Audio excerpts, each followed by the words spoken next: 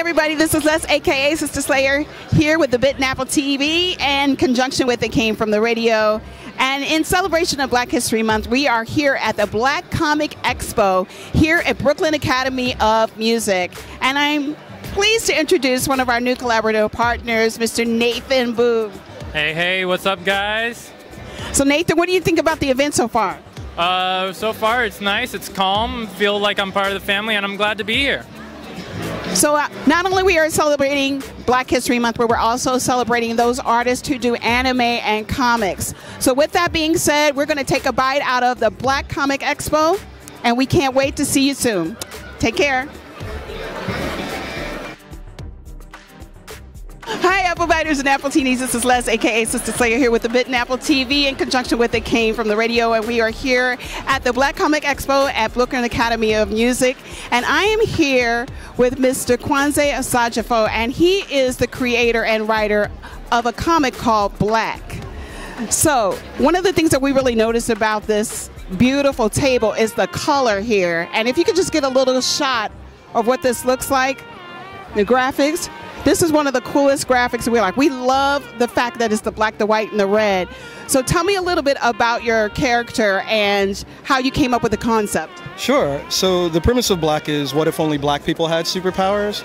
And the story follows this young man, Kareem Jenkins, who unfortunately gets shot and killed by the police, but then comes back to life to learn that he has superpowers. And he's part of a percentage of black people who have had superpowers for centuries, but it's been kept a secret because, of course, that would be disruptive to society.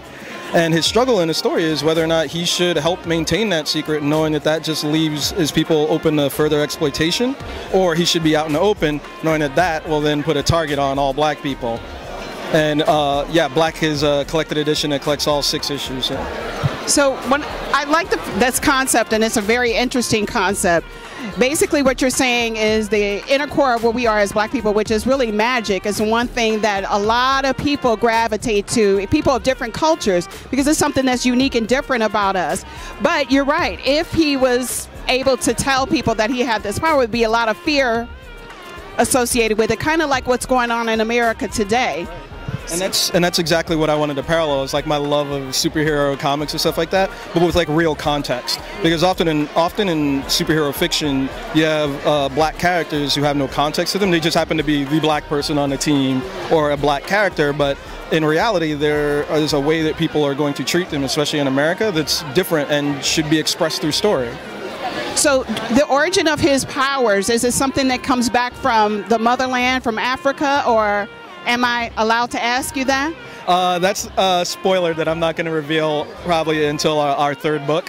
So it's planned for like 3 big main books. I'm kind of doing like New Hope, Empire Strikes Back, Return of the Jedi, kind of 3-story arc. But that will be revealed in the last book. I'm just not telling. See, that sounds interesting. I can't wait to hear all about that. So now you said you have a series. You have 3 books that are out already. 2 books. 2 books that are in the 3rd. And when is the 3rd going to be released? So the next series of books, called Black AF Widows and Orphans, is going to start coming out in shops in April. And that story is about human trafficking, because if only black people have superpowers, then black bodies suddenly become a commodity. And but also ninjas, because you got to keep the superhero and fun stuff in it. I don't want it to be dark all the time, but you know, I want to write stories that have like real context and reflect like the real world, but still, you know, have fun and entertain people. Now, what kind of response are you getting? And I know you're getting a great response with the African American audience, but you know, let's say audiences from all other walks of life. The response has been amazing, and we were at New York Comic Con, and we even have like Trump voter who is a fan of the book. Really loved the one cover we did that had, you know, Donald Trump on the cover in a kind of a Donkey Kong sort of pastiche. But yeah, he came over and liked it. Like our jaws were on the floor when he was just like, yeah, vote for Trump. We're like, you know what our book's about, right? But you know, from all walks of life. Yep. Doesn't matter who you vote for. If you like black comics, then hey, you like it. You like the storyline, and obviously the storyline is good enough to get a Trump supporter to like it.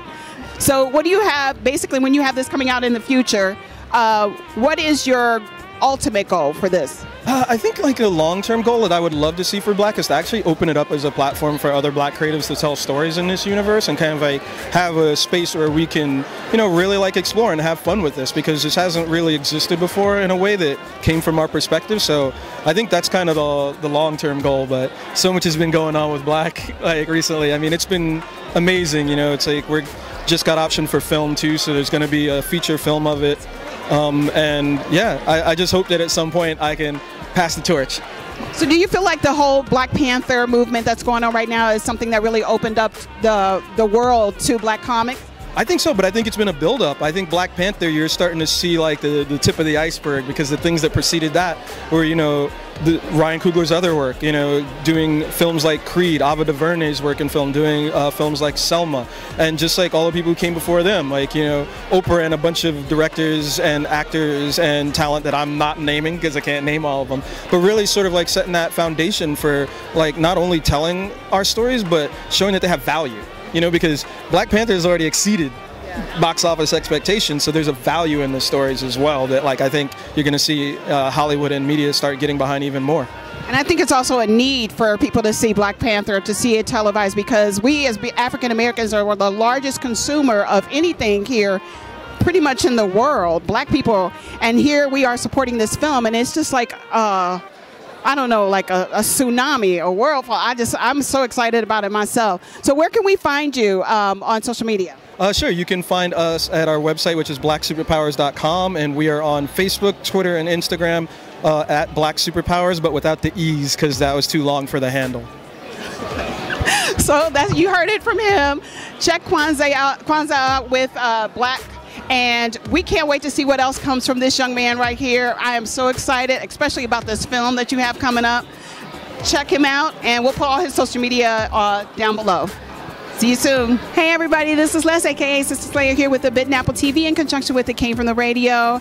And we are just now wrapping up at the Brooklyn Academy of Museum for Brooklyn Academy of Music for the Black Comix Expo. Today was Nathan's first day. How did you think you did today? I think I did okay, but I'm more happy to see all these different cultures come together, celebrate comics, anime, different TV shows, and just the nerd life in general.